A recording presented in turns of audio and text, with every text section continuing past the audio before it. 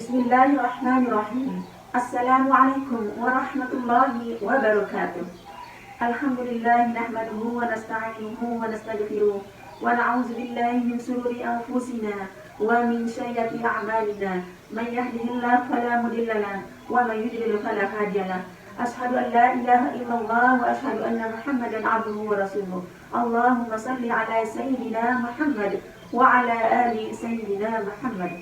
Alhamdulillah, alhamdulillah wa syukurillah. Kita selalu memanjatkan rasa syukur kita kehadirat Allah Subhanahu wa taala yang telah memberikan kepada kita begitu banyak nikmatnya, terutama nikmat iman dan Islam kita, kesehatan, keafiatan dan kesempatan, sehingga pada hari ini kita dapat melaksanakan kewajiban kita untuk beribadah puasa.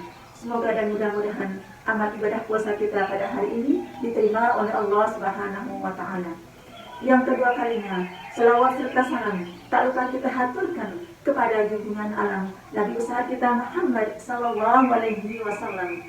Nabi yang paling kita cintai, Nabi yang paling kita rindukan, Nabi yang akan nanti mensapat kita pada hari yaumil hisab nanti, di mana pada hari itu tidak ada yang bisa mensafaat kita selain Al-Quran yang kita baca dan syafaatnya Nabi Muhammad SAW.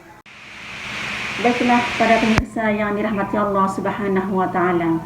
Pada kesempatan ini saya akan menyampaikan tentang bagaimana kita mendidik ala Rasulullah SAW.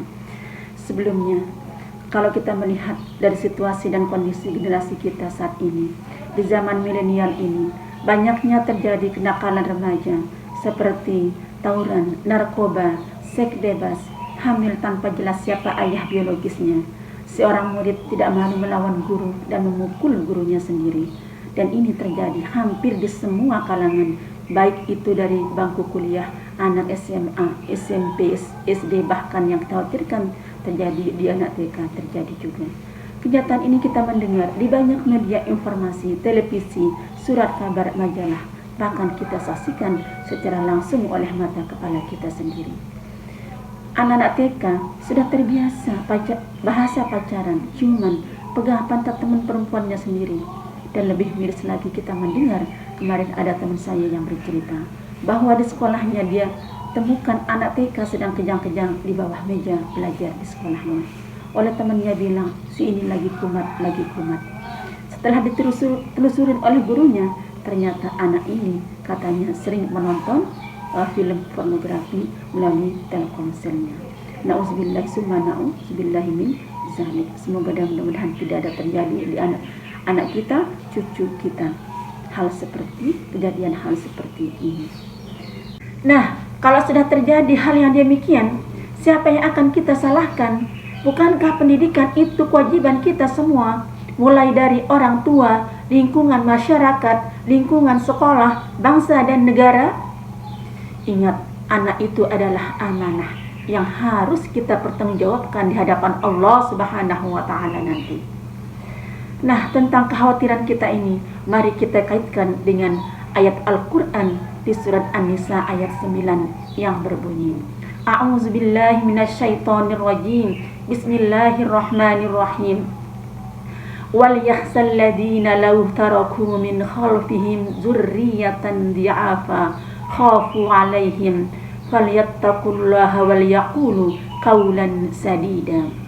Ya, artinya, dan hendaklah kamu tuh takut kepada Allah, orang-orang yang sekiranya meninggalkan di belakang mereka anak-anak dalam keadaan lemah, baik lemah imannya maupun lemah ekonominya.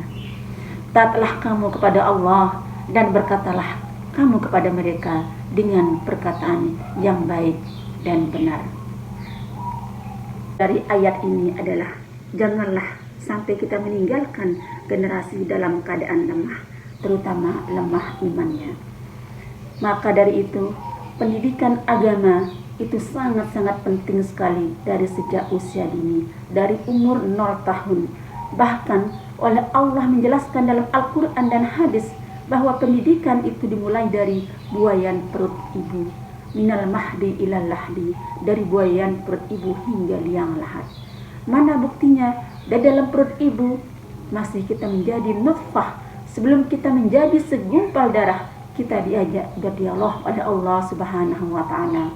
Alastu birabbikum qalu bala syahidna, yang artinya, sanggupkah kamu setelah kamu lahir nanti untuk menjadikan aku sebagai Rabbmu? Qalu, maka kita berkata, kami bersaksi engkau Rabb kami. Di dalam kita mendidik anak kita, semua sudah dijelaskan oleh Rasulullah Shallallahu Alaihi Wasallam. Kita dianjurkan yang pertama, mulai dari kita mencari jodoh.